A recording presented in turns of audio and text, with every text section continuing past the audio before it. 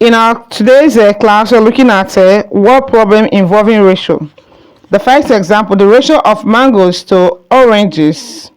The ratio of mangoes to oranges is 3:2. If there are 12 mangoes, find the number of oranges. The ratio of mango to oranges is 3:2. So that means this is divided into how many parts? This is divided into 5 parts. From 3 plus 2, that means 5 parts. 3 plus 2, that will give us 5. So this is 5 parts. Out of the 5 parts, mango have 3 parts, while oranges have 2 parts. That is what it means by 3:2. And if there are 12 mangoes, that means this mango that have 3 parts is 12 in number, 12 mangoes. So the question first is, what does one part represent? What does one part represent? So if 3 parts is 12, what will one part be? Let us call one part x. That means 3x. 3x is equal to 12. If 3x is equal to 12, x, which is one part, we divide both sides by 3, will give me what? 12 divided by 3 will give me 4. That means one part is 4. That was why 3 parts is 12. If one part is 4, 3 times 4 will give me this 12.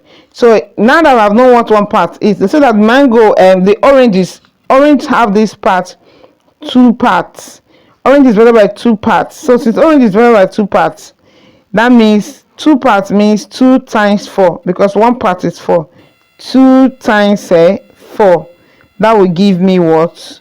8. So we have 8 oranges. Very, very simple. The next example, divide 20 in the ratio of 3:2. We are dividing 20 in the ratio of 3:2. 3:2 means that when you share this 20 into how many parts? That will be 5 parts, because 3 plus 2 will give you 5. When you share 20 naira, divide 20 naira in the ratio of 3:2. When you share 20 naira into 5 parts, give one person 3 parts and give the other person 2 parts. That is what it means. So let us find what one part represents. One part of 20, that 20 naira would be 20 divided by 5. You know where we got the 5? 3 plus 2 will give me 5. So 20 divided by 5 will give me 4. That means one part will be 4. So what will 3 parts be? 3 parts will be 3 times 4, which is 12. And 2 parts will be 2 times 4, which is 8. So when you share this in the ratio of 3:2, what will happen is that the first person will get 12, the next person will get 8, using this sharing formula. Ratio is like your sharing formula, the formula you want to use to share. That's what it represents in this case. So if you have not subscribed to this channel, please kindly hit that subscribe button, smash the like button, and share this video so that others can discover it.